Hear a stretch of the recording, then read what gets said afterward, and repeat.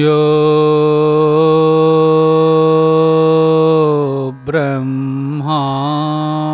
ब्रह्माणं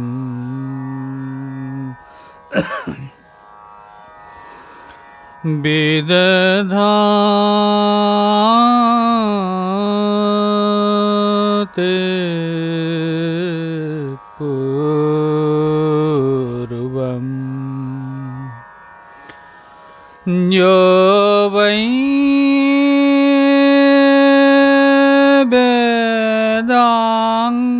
वेदांश्च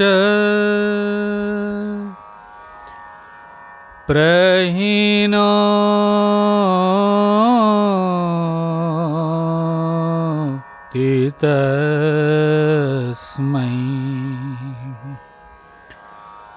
तं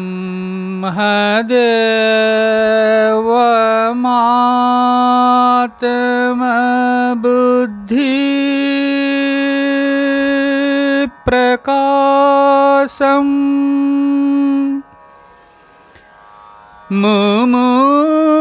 मुमुक्षुर्वै शरणमहं प्रपद्ये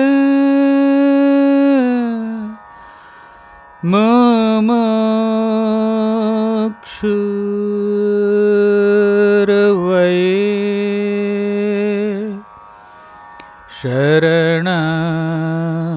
शरणमहं प्रपद्ये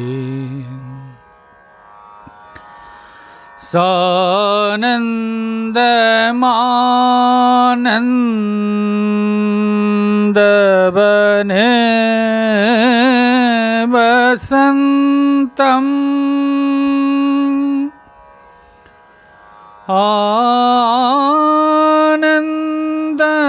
आनन्दकन्दम्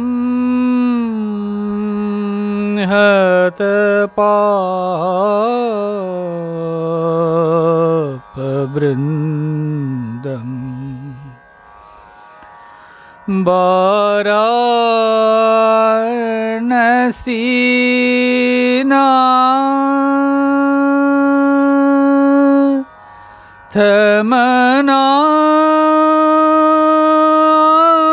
वाराणसीनाथमनाथम्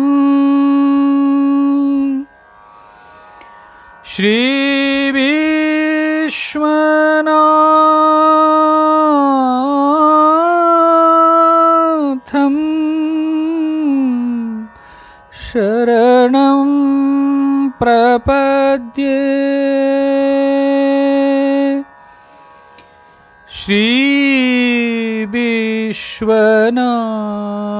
श्रीविश्वनाथं शरणं प्रपद्ये शरणं प्रपद्ये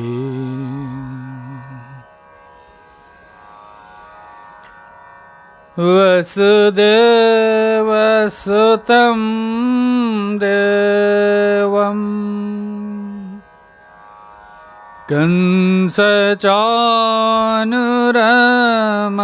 कंसचानुरमर्दनम्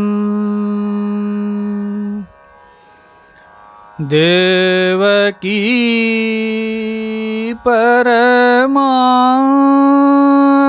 परमानन्दम् कृष्णं वन्दे जगद्गुरुम् कृष्णं वन्दे जगद्गुरुम् कृष्णं वन्दे जगद्गुरुम्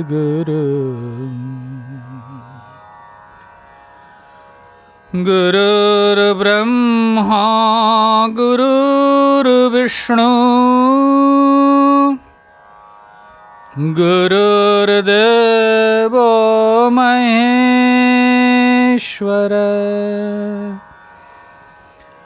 गुरु साक्षात् परं ब्रह्म तस्मै श्री गुरवे नमः। तस्मै श्री गुरवे नमः।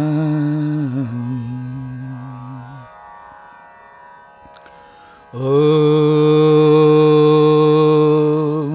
शांति शांति शांति।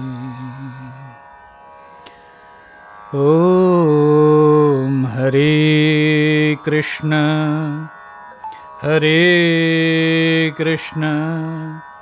कृष्ण कृष्ण हरे हरे, हरे राम राम राम हरे हरे, हरे कृष्ण कृष्ण कृष्ण हरे हरे, हरे राम राम राम हरे हरे, हरे कृष्ण कृष्ण कृष्ण हरे हरे, हरे राम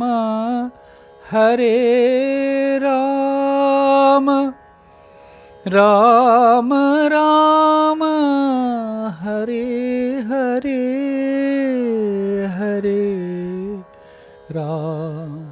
हरे राम राम राम हरे हरे,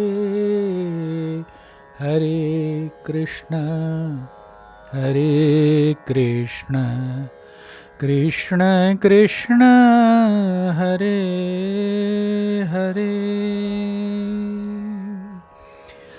सच्चिदानंद भगवान की जय, सद्गुरुदेव भगवान की जय। भगवत भक्तजन आराध्य को प्रणाम करके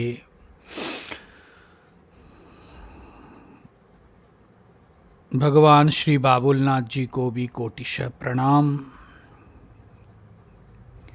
भगवत भक्तजन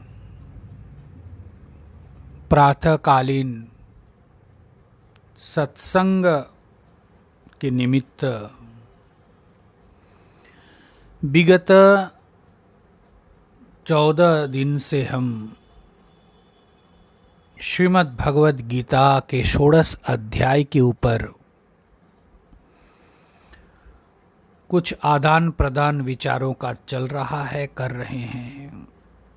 कुछ मंथन, कुछ मनन का अवसर मिला।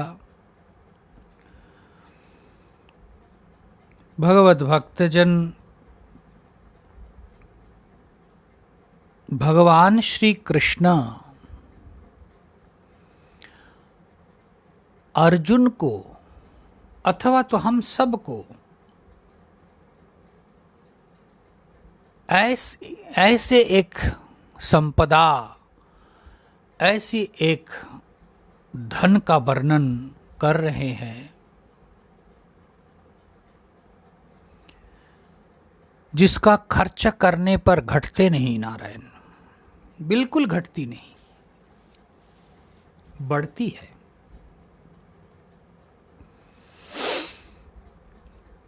जो कभी भी अपने से अलग नहीं होते, जो सत्य के साथ साक्षात्कार करने में समर्थ कर देते हैं,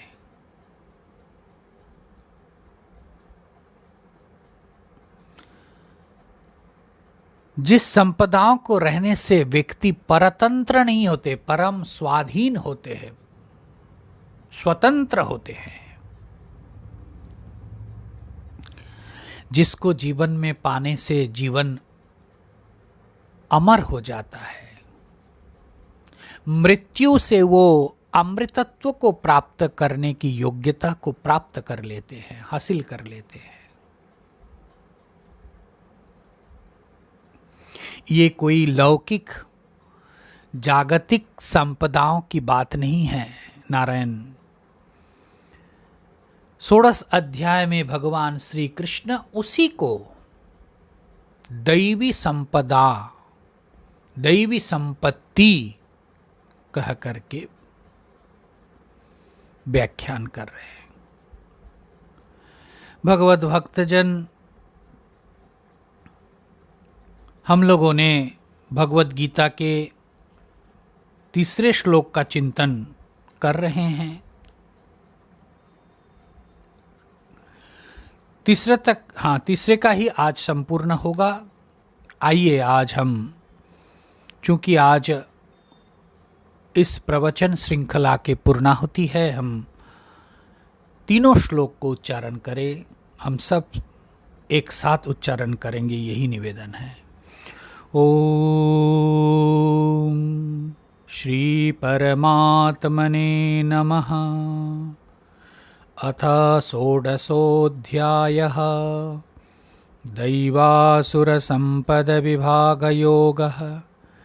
श्रीभगवानुवाच अभयं सत्त्वसंशुद्धिर्ज्ञानयोगव्यवस्थितिः दानं दमश्च यज्ञश्च स्वाध्यायस्तप आर्जवम् अहिंसा सत्यमक्रोधम्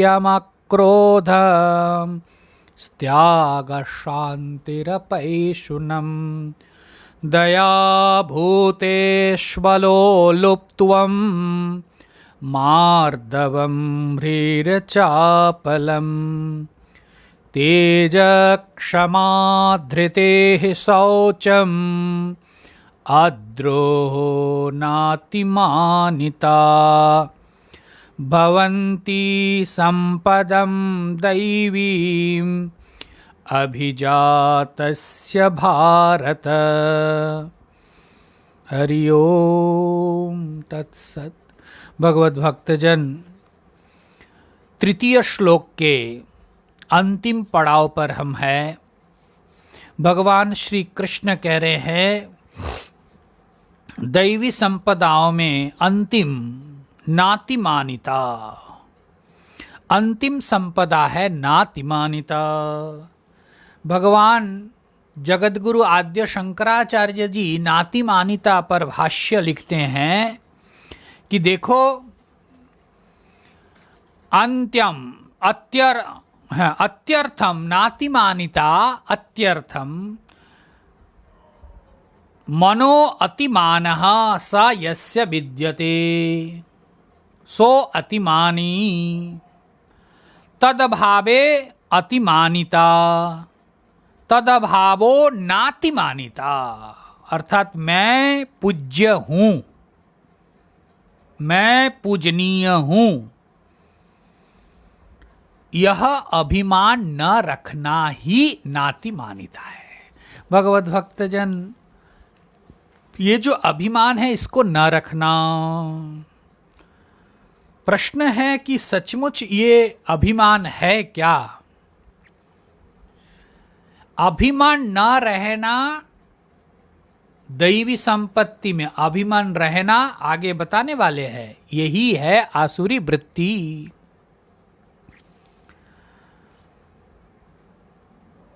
जीवन में किसको लेकर के आप चल रहे हैं? समग्र जीवन को आप अगर देखते हैं, आपके आंतरिक अंतर में क्या है? अगर दैवीय वृत्ति को हमने सजगता के साथ अपनाया, जगाया, प्रतिष्ठित किया तो वो है। अदरवाइज अन्यथा जो हमारे अंदर है वो है राग, द्वेष, ईगो, अभिमान, दंभ, दर्प, यही सब तो है। और इसी अहंकार, अभिमान, राग, द्वेष के कारण हम बोझिल हो करके जीते हैं। हमारे जीवन की जो सच्चित आनंदता है, जो आनंद के रूप मैं हूं, सत रूप मैं हूं, चित रूप मैं हूं, इस आनंद रूप को, चित रूप को, सत रूप को जैसे भूल ही गए। इस अभिमान, अहंकार के कारण हमारा जीवन बड़ा रुखा सूखा बन गया है। भगवान कह रहे हैं नातिमानिता। इसीलिए 24 प्रकार की तत्व का यहां कथन किया। 26 संपदाओं का वर्णन है और महाराज 25वां है जीव, 26 है परमेश्वर। अंतिम संपदा में भगवान नातिमानिता, अर्थात जीवन में अतिशय मान की अपेक्षा ना हो।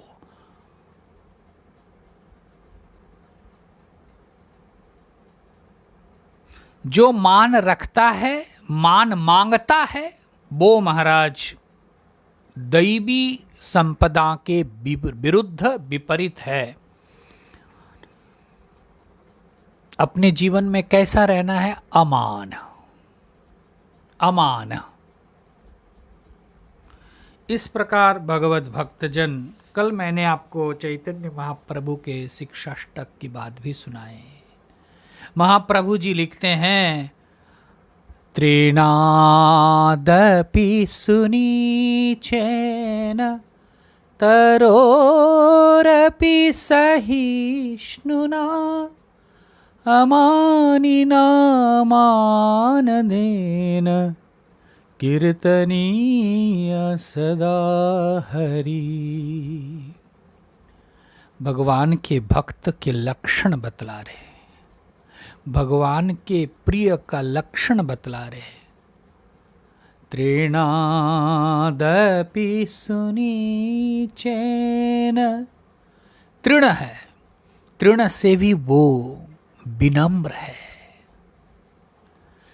तरोरपि सहिष्णुना, वृक्ष के जैसा सहिष्णु हो। चलते राहगीरों से क्या क्या अत्याचार होता है, परंतु वो वृक्ष सब सहन कर लेते हैं। तरोरपि सहिष्णुना अमानिना मानदेन। अमानी हो जाओ और सबको मान दो, मान दो, मान दो। कीर्तनीय सदा हरि, और सदा निरंतर हरि कीर्तन, कीर्तन में लगो। यही है, चार देखो भक्त के लक्षण है। तृणादपि सुनीचेन तरोरपि सहिष्णुना अमानिना मानदेन कीर्तनीय सदा हरि। इसीलिए भगवत भक्तजन, भगवान ये जो यहाँ गुण बतला रहे हैं, दैवी संपत्तियों का कथन कर रहे हैं कि मान अगर है तो वहां भगवान नहीं है। विष्णु सहस्त्रनाम में भी हम रोज पाठ करते हैं, अमानी मान दो मान्यो लोक स्वामित्र लोकधृक। अमानी मान दो मान्यो, वही लोक स्वामी, वही त्रिलोकाधिक। इसीलिए जीवन में तृण से भी छोटे बन जाओ, वृक्ष से भी अधिक सहिष्णु हो जाओ, सहनशील बन जाओ। स्वयं मान की भीख मत मांगो, मांग की डिमांड ना करो, दूसरों को जितना हो सके मान दे दो भगवत भक्तजन, और इस तरह से भगवान का भजन करो। देखो, जीवन में इसको लाओ और फिर भगवान का भजन करो। कीर्तनीय सदा हरि। इस प्रकार से भगवत भक्तजन जब भगवान का नाम लेते हैं, वो हमारे जीवन में बहुत बड़ा एक उपकार, मुझे लगता है हमारे जीवन में सबसे बड़ा जो प्रतिबंधक है वो है इस ईगो, अहंकार, मान की चाह। नहीं तो मुझे लोग पूजे, मुझसे कोई अच्छा है नहीं, ये जो अपने अंदर ये भाव को हम रख लेते हैं, इसीलिए हमारा सारा प्रोग्रेस ही खत्म हो जाते नारायण। अन्य को अथवा अन्य के बारे में अपने अंदर हीन भाव रखना, या तो अपने बारे में बहुत ज्यादा उच्च अवधारणा, इसके लिए हम ठोकर खाते हैं, चोट खाते हैं, फिर भी हमारे अविवेक के कारण उसको हम मार्जित नहीं कर पाते हैं। और इसीलिए हमारे अंदर जो ये जो भिखारीपन है, मान सम्मान की चाह, उसको चाह के कारण हमारे अंदर एक परम भिखारी, एक दरिद्र बैठा हुआ है, जो सब जगह अपने उस मांग को लेकर के घूम रहा है। और ये व्यक्ति हमेशा दुखी होते हैं, हमेशा दुखी होते। आसन कैसा मिला, थाली कैसी मिली, ग्लास कटोरी कैसा, कहाँ बैठने दिया, किसके पास बैठने दिया, अगल बगल कौन है, कितना समय मेरे को दे रहे, ये सब हम हमेशा तोलते नापते रहते हैं। अरे जहां हम जा रहे वहां कौन कौन आ रहे, हमारे जैसे लेवल के कोई है कि नहीं, कि छोटों के साथ अन्यों के साथ बैठना पड़ेगा। अरे बाबा, अगर बुलाया है तो कोई तो है। इसीलिए भगवत भक्तजन, वो व्यक्ति बड़ा ही दुखी होते हैं। नाति मानिता, मान किस लिए आप कर रहे हो? संसार में क्या आपने पाया? एक चीज आप बताओ कि मेरे पास ये चीज है, और एक चीज आप ये बताओ कि जिसको आप साथ में ले जाने वाले हैं। हम इतिहास के पन्नों को, पुराणों के कथाओं को हम चिंतन नहीं करते, सुनते जरूर है, उसको मनन के रूप में उसके सार एसेंस हम नहीं लेते हैं। उसको तो देखो, तब जाकर के गलता है नारायण। और जो गलता है वही जो पिघलता है वही गति को प्राप्त करता है। गति हो तो फिर ईश्वर की ओर ही प्राप्ति मिलती है, होती है। धर्मराज युधिष्ठिर को देखो, तब पता लगता है जीवन भर क्या क्या किया, लड़ाइयां लड़ करके साम्राज्य का प्रतिष्ठा की, धर्म साम्राज्य प्रतिष्ठित हुए, राज सिंहासन पर अलंकृत हुए, प्रजा वर्ग संतुष्ट है, परंतु सब छोड़ करके निकलना पड़ा। धीरे धीरे धीरे धीरे जिन लोगों के लिए, जिनके कारण सब छोड़ा, सब लड़ाई लड़ी, वो भी सब धीरे धीरे छूटता गया। द्रौपदी से लेकर, भाइयों से लेकर सब छूटता गया। युधिष्ठिर महाराज अकेला। क्या उनके वो ताकत नहीं थे जो आप में है? क्या वो इस प्रकार के विचार नहीं किए कि इसको हम बांध के ले जाएंगे, इसको हम समेट के ले जाने वाले हैं, इसको हम समेट के ले जाऊंगा? कोशिश नहीं किए। परंतु नारायण, उनके अंदर वो विवेक कि संसार के कोई भी वस्तु, कोई भी चीज हम नहीं ले जा सकते हैं। अपना कितना भी मान लो, कितने भी करीबी हो, वो भी आपके साथ जाने वाला नहीं है। इसलिए धर्मराज युधिष्ठिर तो हमारे जीवन का एक लक्ष्य कि देखो, धर्म के प्रतिमूर्ति होते हुए भी वो शिक्षा दे रहे कि एक भी तिनके तुम ले नहीं जा सकते हो, और जिसके लिए तुम अभिमान कर रहे हो वो सब छूट जाएगा, तुम अकेला जाने वाले हो। पुरुषार्थ करना है तो ऐसा करो कि स्वयं सशरीर स्वर्ग में आरोहण के। पुरुषार्थ किए वैभव को बढ़ा करके, बैंक बैलेंस बढ़ा करके, मान को पा करके, पद को प्राप्त करके, ये क्या पुरुषार्थ है? ये तो सब यहीं जाने वाला है महाराज।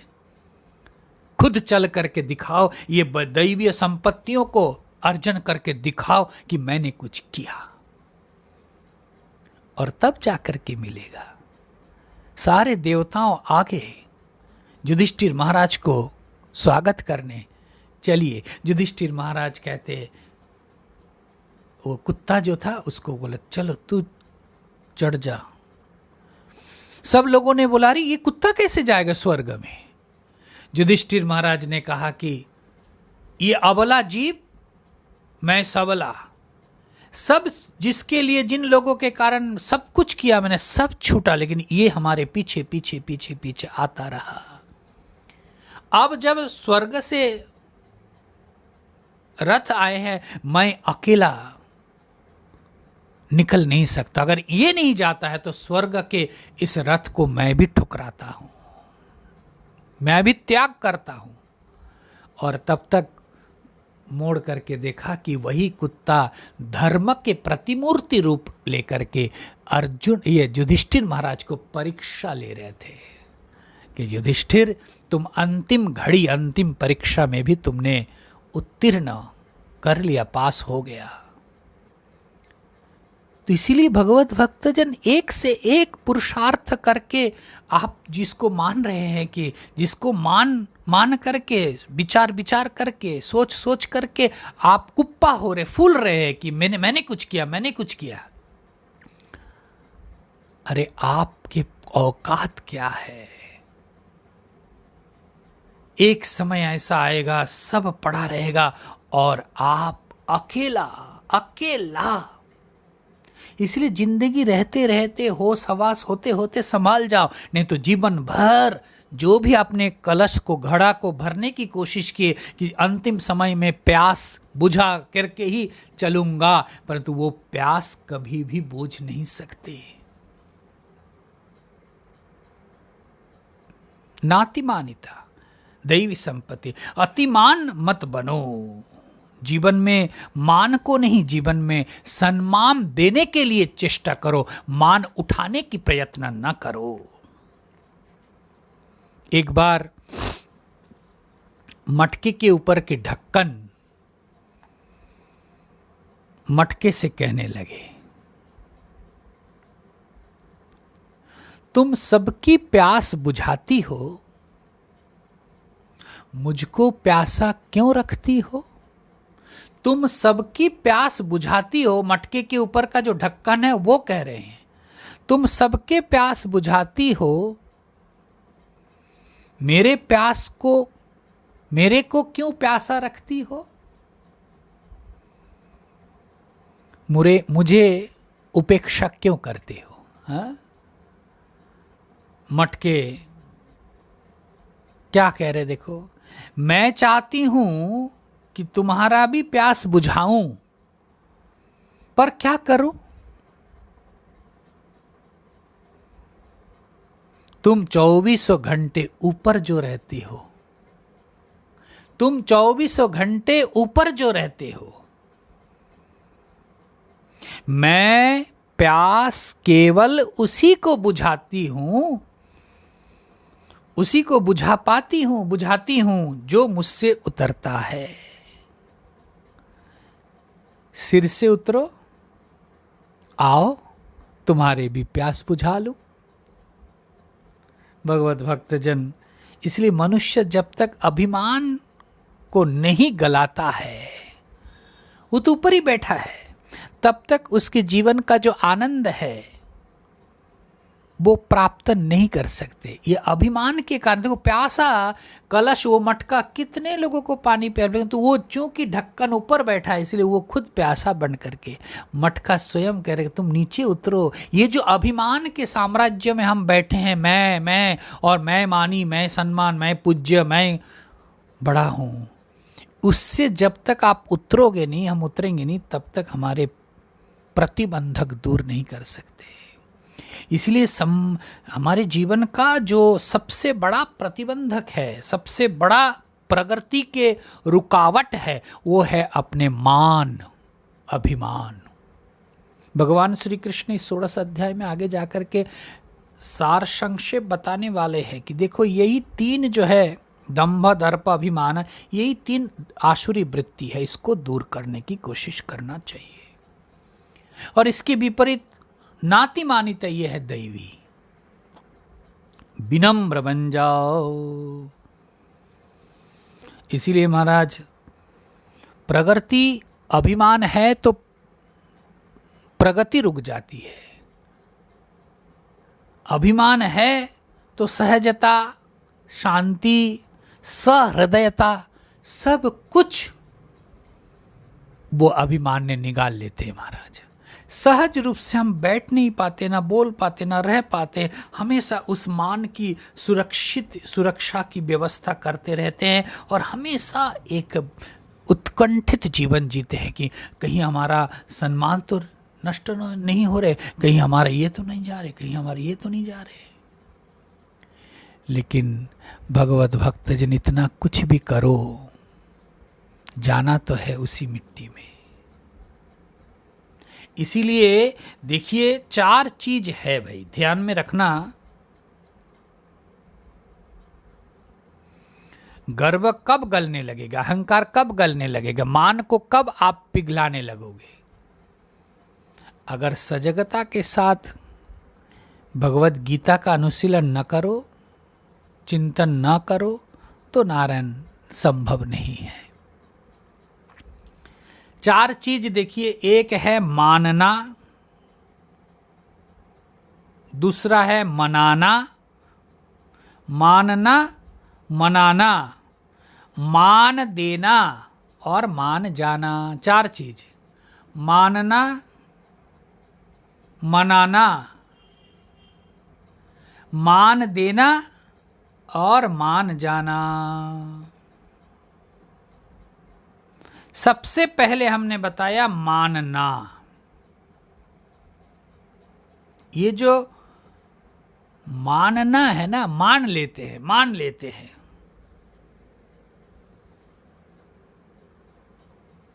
मान लेते हैं, ये जब तक मानना है तब तक नारायण प्रेम हो तो मानते थे। कई बार युक्तियों से टिकता नहीं है, परंतु अधिक प्रेम होने के कारण अच्छा चलो तुम बोल रहे हो तो मान लेते हैं। ये मानना, ये बहुत जीवन में जरूरी है। जिसके पास जितना अहंकार है, मान है, वो मान नहीं सकते हैं। मनवाने में वो तत्पर होते हैं, मानने में वो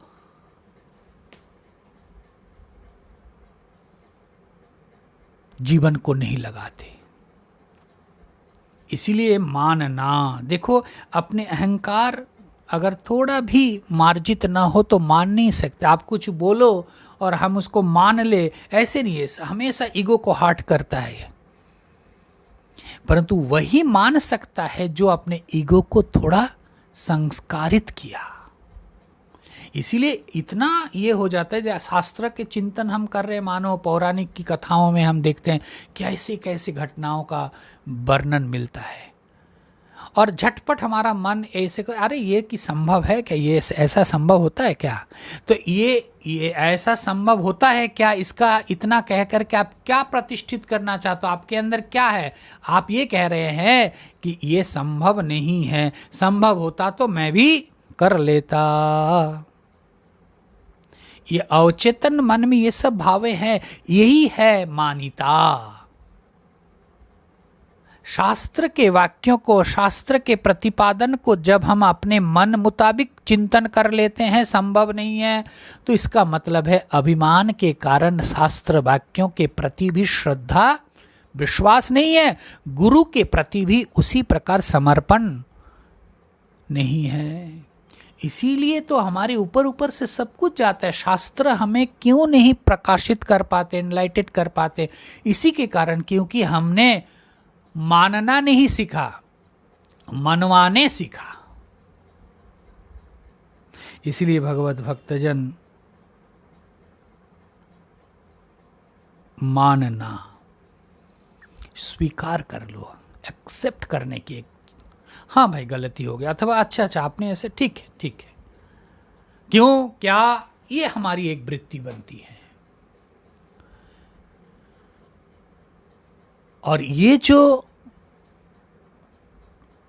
व्यक्ति मनवाते हैं उसके दुख तो कई हजार होते हैं, क्योंकि हम हमेशा कोशिश करते, मैं जो बोल रहा हूं मानो, आपका तो मानना ही नहीं है, मैं जो बोल रहा हूं उसी को मानो। इसलिए मानना, मनाना, ये मनाना जो है ये एक आसुरी भाव है। देखो कुछ भी बात बोले उसको हम मनाने के लिए जा, और इसी ये जो द्वंद्व है ना, ये संसारिक जो भी द्वंद्व है, इसमें देखिए मानना और मनाना ये दोनों में ही कॉन्फ्लिक्ट होता है, दोनों में ही झगड़ा है। मान जाओ, नहीं मानना।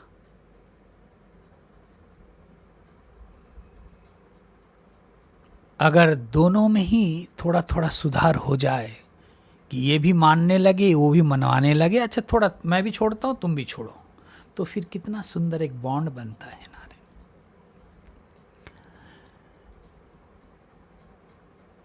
कुछ सत्संगी, कुछ भक्त प्रतिदिन शिवार्चन के लिए जाते थे, छोटे छोटे छोटे छोटे शिव एक मंदिर में रखा है, सब क्या जाते थे, पुष्प चढ़ाते थे, मूर्ति छोटे छोटे।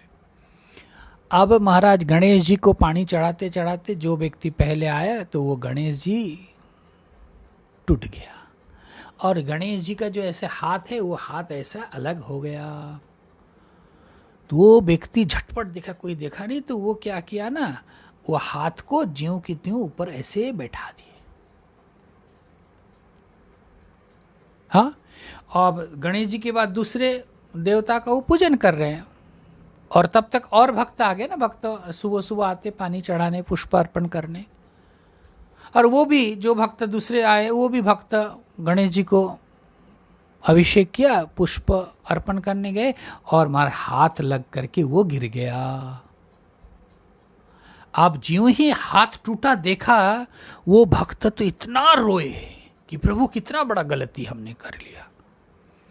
और सामने पहला व्यक्ति वो जो है जिसके द्वारा वो टूटा था, वो व्यक्ति आप देख करके, अरे आपने कैसे तोड़ दिया इसको, आप कैसे ये कर दिया, वो ऊपर से दो चार बातें, और जिनके हाथ से ऐसे गिरा वो व्यक्ति अंदर से अपराध बोध से जूझने, रोता हुआ भगवान से प्रार्थना करता हुआ कि हे प्रभु गलती को क्षमा कर दो।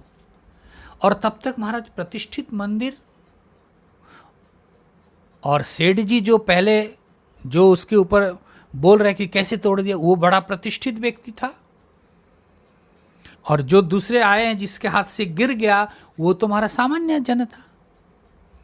अब श्रेष्ठ सेठ जी का इस प्रकार के वॉइस और आवाज सुन करके सब लोग इकट्ठे हो गए, क्या हुआ, और देखते हैं हाँ हकीकत में तो ये तो गलती हुआ, ये व्यक्ति, ये बंदा तो सचमुच भगवान गणेश जी का हाथ तोड़ दिया, टूट गए इनसे। बड़ा बवाल हुआ महाराज, सब लोग देख रहे हैं, स्तंभित है। तब तक उस मंदिर के माली जो है वो आए, बुजुर्ग था। माली आकर कहते हैं, अरे ये हाथ जो है गणेश जी के, इनसे नहीं टूटा, इनसे टूटा है। सेठ जी की ओर दिखाकर, इनसे टूटा है, मैंने खुद देखा। अगर आप लोगों को विश्वास नहीं है तो सीसीटीवी का फुटेज को दिखाओ। सेठ जी पहले तो बड़ा लंबा चौड़ा हुआ कि क्या तू बोलता है, तू क्या समझता है, क्योंकि उनको मनवाना है, मानना तो नहीं है। और ये जो दूसरा व्यक्ति है वो देखो, उनके व्यक्ति वो अपराध से, भगवान क्या अपराध कर दिया, हमारा कल्याण होगा, हमसे ये टूट गया है, हमसे ये गलती हो गया। और माली ने जब आकर कहा कि यही तोड़ा, इन्हीं के हाथ से टूटा, मैंने खुद देखा, अगर मेरी बात पर भरोसा नहीं है तो सीसीटीवी कैमरे का फुटेज को देखो। महाराज मंदिर कमेटी झटपट उस फुटेज को निकाला, फुटेज देखा गया, और पाया गया कि वो सेठ जी के हाथ से ही वो मूर्ति विखंडित हुई। अब बताइए, अब सबके सामने वो जिनके हाथ से टूटा हुआ था, जो झूठ बोल रहे थे कि तुम्हारे हाथ से टूट गया ये वो, उनको अपमानित होना पड़ा। मान की चाह है, परंतु वही अपमान को प्राप्त करता है। इसीलिए बहुत ज्यादा जो मनवाने की कोशिश करते, मानना नहीं चाहते हैं, उनके लिए तुम्हारा संसार बड़ा दुखद हो जाता है। और तीसरा जो है मान देना, उनका व्यक्तित्व तो बिल्कुल आध्यात्मिक हो जाता है, मान देता है। और चौथा है मान जाना। ये चार जीवन में बड़ा इंपॉर्टेंट है कि मानना, मनवाना, मनाना, मान देना और मान जाना। इस प्रकार गलती को मानना, ये जो सेठ जी गलती किया है इसको मानने के लिए तैयार नहीं था। कुछ भी हो, कैसी भी हो गलती, अच्छा मान लिया भाई, सॉरी, बहुत शांति। और हम तो जस्टिफिकेशन में चले जाते, अरे ऐसा नहीं है, 1000 तर्क ला करके खड़े करते कि ऐसा नहीं है, ऐसा नहीं है, ऐसा नहीं, और उससे और ज़्यादा उलझ जाते हैं भगवत भक्त जन। इसीलिए भगवान यहाँ कह रहे हैं नाति मानिता, और नाति मानिता जीवन में चाहिए। अभिमान किस लिए कर रहे नारायण, किसको ले जाना है?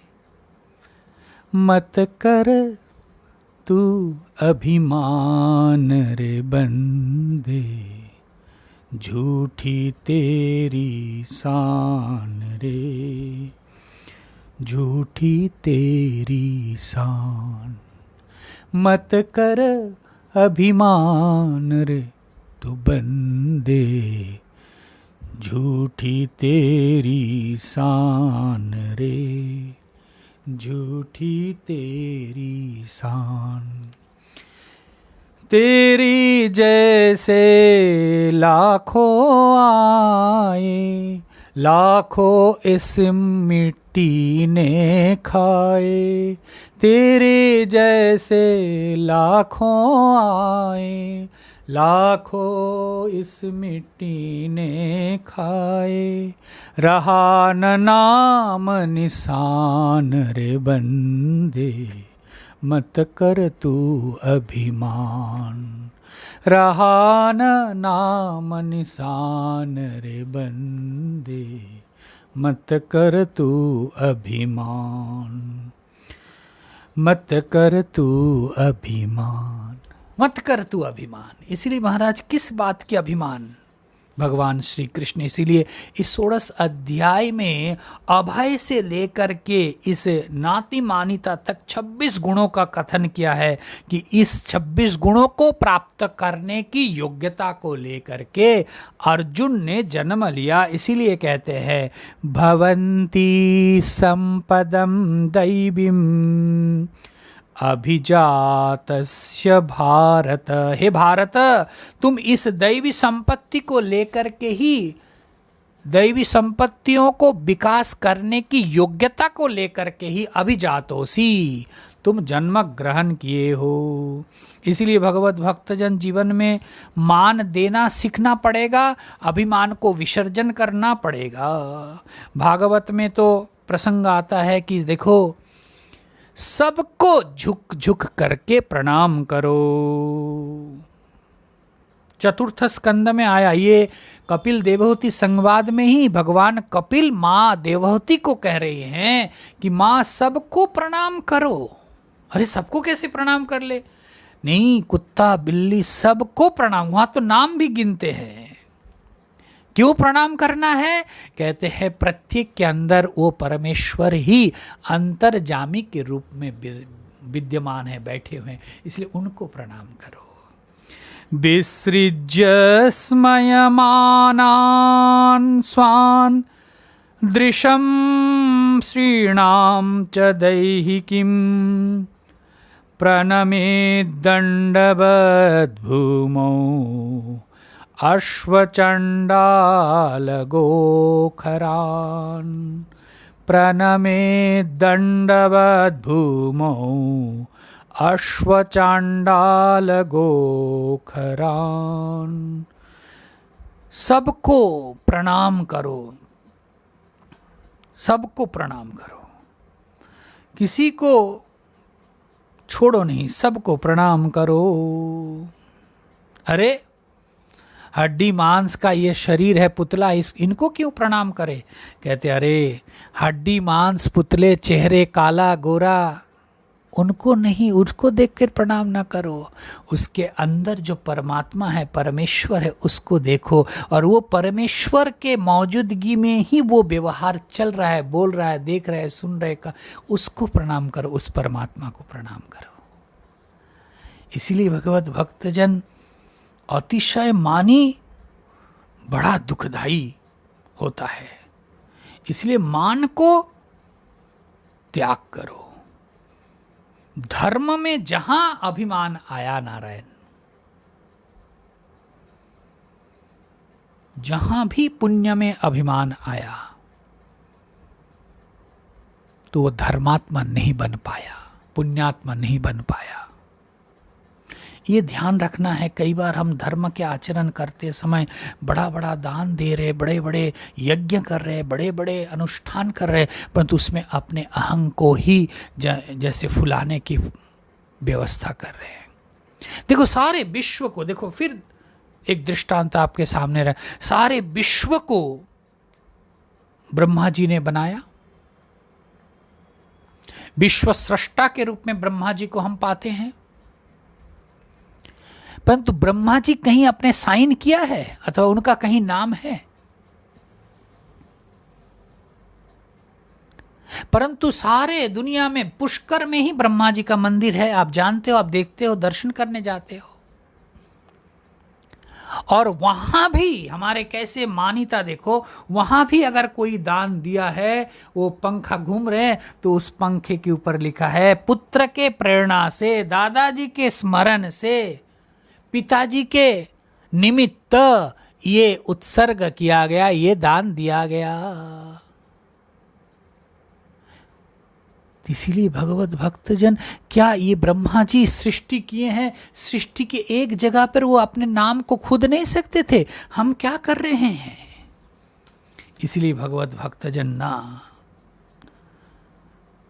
जीवन में उस मान को जब तक विसर्जन नहीं कर सकते, भगवान के पास नहीं पहुंच सकते। भगवान तो अंतर्जामी, तो अंतरात्मा के रूप में मौजूद है, परंतु अभिमान के पर्दा ने उसको ढक करके रखा है। इसलिए वो रहते हुए भी जो शांति, जो तृप्ति, जो पूर्णता, जो अमरत्व का बोध है, वो हम खो बैठे। हम मरने वाले हैं, दुखी, क्लांति, परिश्रांत होकर के, मुरझा करके, अवसाद विषाद को लेकर के इस संसार से जाते हैं।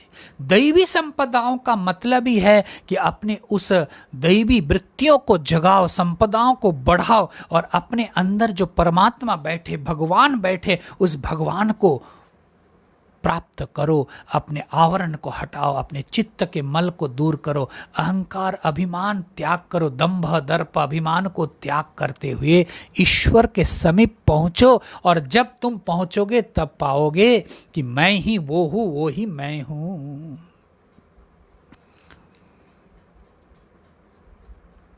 भक्त के यहां कुछ अभिमान को स्वीकार किया गया नारायण। अस अभिमान जाई जनि मोह भोरे, मैं सेवक रघुपति मोरे। हे रघुपति, मैं तुम्हारा सेवक हूँ। भक्ति में थोड़ा सा अभिमान को स्वीकार किया, परंतु वो भक्ति में भी उसको भी एक दूसरे ही ढंग से रखा है। इसीलिए महाराज जीवन में मानी को हटाओ, अमानिना कीर्तनीय सदा हरि। अमानी हो करके कीर्तन का जो अनुष्ठान करते हैं वही भक्त है। इस 16 अध्याय में ही भगवान अभिमान करते हुए, भगवान गीता जी में भी बताया है, आसुरी वृत्ति है। ईश्वरोऽहम् महं भोगी सिद्धोऽहं बलवान सुखी। ईश्वरोऽहम् अहं योगी, मैं ही ईश्वर हूँ, मैं ही योगी हूँ, सिद्ध हूँ, बलवान मैं ही हूँ, मैं सुखी हूँ। ईश्वरोऽहम्, इस जगत के नियंता, जगत के कर्ता, जगत की व्यवस्था को करने वाला कोई नहीं, मैं ही हूँ। आढ्यो विजनवान अस्मि कोऽन्योऽस्ति सदृशो मया। अब तक जो मुझे मिला वो तो मिला ही, आगे भी और मुझे मिलेगा। इतना मिला और इतना पाना है, इकट्ठा करना है। यक्षे दास्यामि मोदिष्ये इत्यज्ञाना विमोहिता। धर्म के अनुष्ठान करते हैं, बड़े बड़े याग यज्ञ के अनुष्ठान, और उसमें भी खुद मैं धर्मात्मा हूँ, ये जगत के लोग, संसार के लोग, आए हुए लोग जाने कि ये बड़ा धर्मात्मा है, ये बड़ा धर्मात्मा है, ये बड़ा धर्मात्मा है। तो भाई धर्म के अनुष्ठान के द्वारा तो हम अपने को मार्जित करना चाह रहे थे, धर्म के द्वारा हम अपने अभिमान को कैसे पुष्ट कर, अभिमान को गलाना था, अभिमान को पूरा नहीं करना था, दृढ़ नहीं करना था, और हमारा जो चेष्टा है वो उससे तो महाराज अभिमान और दृढ़ हो जाता है। इसलिए भगवान यहाँ कहा अनेक चित्त विभ्रांता मोह जाल समावृता। और महाराज वो अनेक चित्त जंजाल से, वो चिंताओं से बिल्कुल आतुर होकर के रहते। देखो इतना कुछ किया और वो अंत तक अवसाद को लेकर के, विषाद को लेकर के वो निकल जाता है।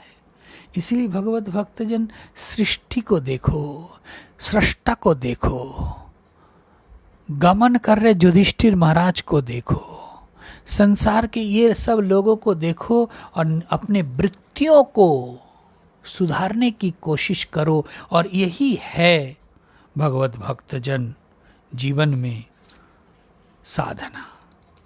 भगवत भक्तजन आसुरी संपदाओं का वर्णन किया।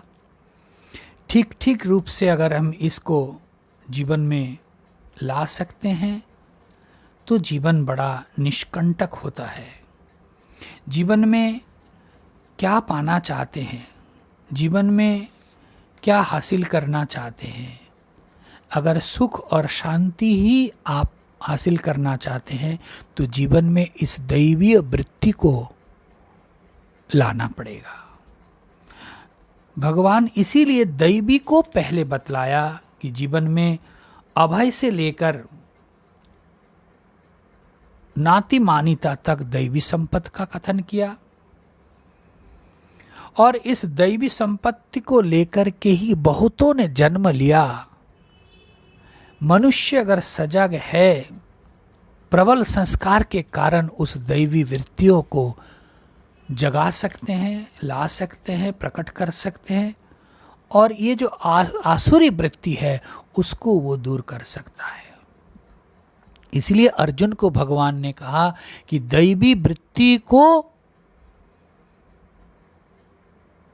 प्रतिष्ठित करने की योग्यता को लेकर के अभी जातोसी पांडव, तुम जन्म ग्रहण किए हो हे पांडव, इसलिए तुम चिंता न करो। और फिर भगवत भक्तजन उसी का इसके बाद से आसुरी संपत्तियों का वर्णन करेंगे। जीवन में ये वृत्ति प्रतिष्ठित हो संसार में, इसका ध्यान रखना चाहिए। और जीवन में कुछ भी करो, अगर जीवन की चरितार्थता केवल मात्र ये भौतिक है तो नारायण वो भौतिक के द्वारा आप जीवन को पूर्ण नहीं कर सकते। भगवत गीता हमें वो संदेश, वो मैसेज देता है कि जीवन में कुछ भी करो, अगर जीवन को शुद्ध नहीं कर सकते हो, जीवन में ये दैवीय वृत्ति को जगा नहीं सकते हो, तो जीवन बड़ा दयनीय स्थिति में पहुंचेगा। इसीलिए दैवी संपत्तियों को जब आप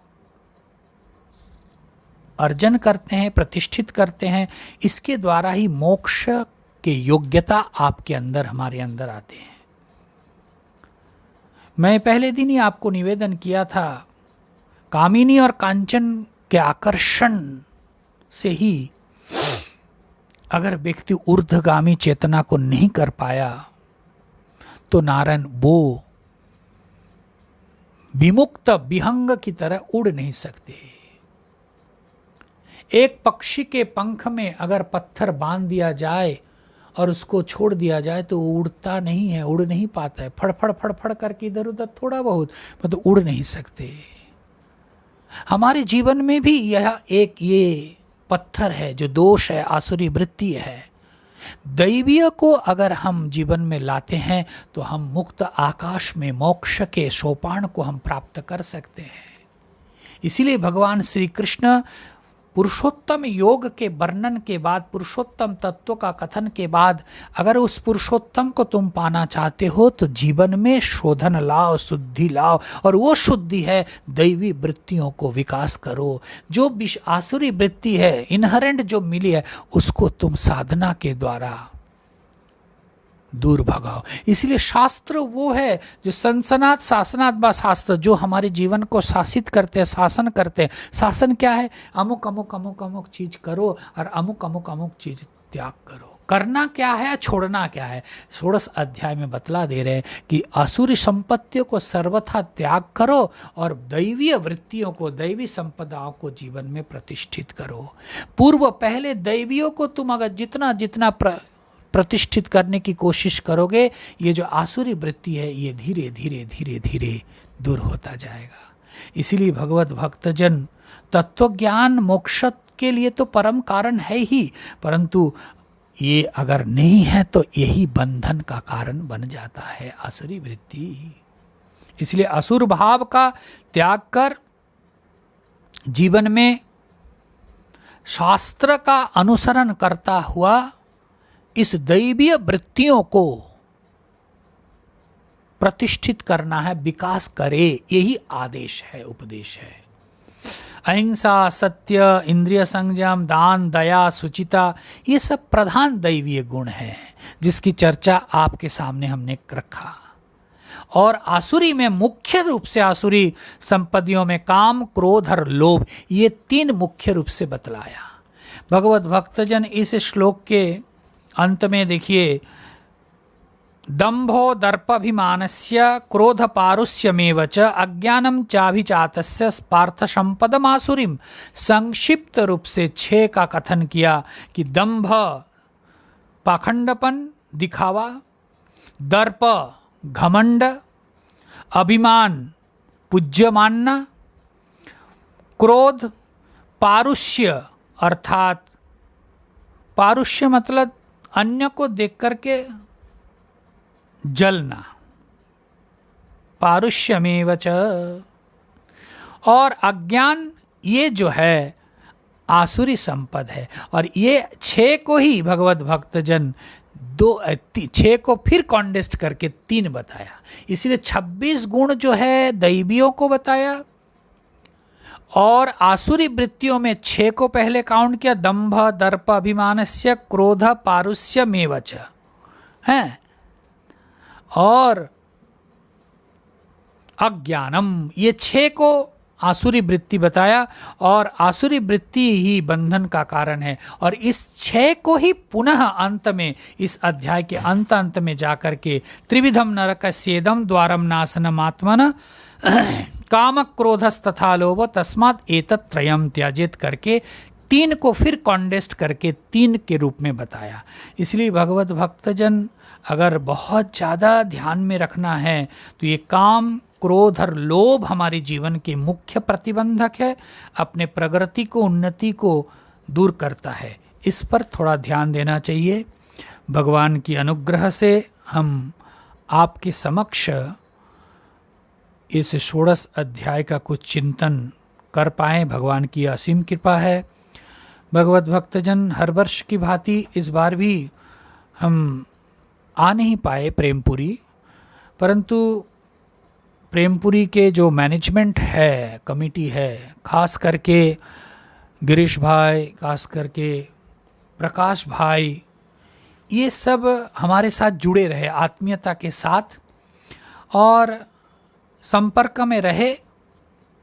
और जब इन्होंने निश्चय किया कि सत्संग होना चाहिए और वो भी YouTube के माध्यम से जन जन तक पहुंचाया जाए, और ये बहुत ही बड़ा एक सराहनीय काम किए हैं, कर रहे हैं, भगवान के आशीर्वाद के पात्र हैं।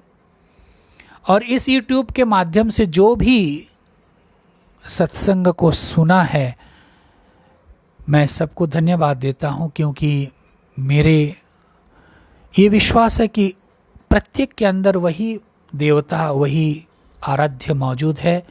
मैं उन्हीं की पूजा इस शब्द वाक्य पुष्प के द्वारा किया हूँ। भगवत भक्तजन, इस 15 दिन की जो सत्संग है, ये जो माला मैंने प्रतिदिन पुष्प का चयन किया, उस 15 पुष्प का माला मैं भगवान के रातुल चरणों में अर्पण करता हूँ।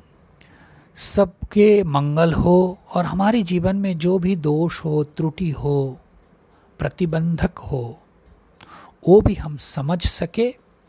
और हृदयेश्वर परमात्मा हमारे हृदय में है, वो उनसे निवेदन करता हूँ कि हमारे उस दोषों को दूर करता हुआ हमारे जीवन को उनके चरणों में अर्पण करने की योग्य बनाएं। मैं वही स्मरण करूँगा,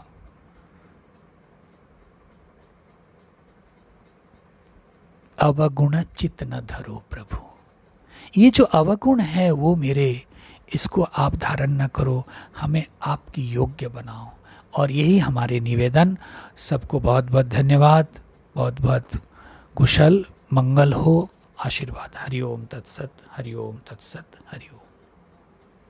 कृष्णार्पणमस्तु। सच्चिदानंद भगवान की जय। ब्रह्म विद्या गीता माता की जय। सद्गुरुदेव भगवान की जय। बाबुलनाथ जी भगवान की जय। काशी विश्वनाथ भगवान की जय। हरि ओम, हरि ओम।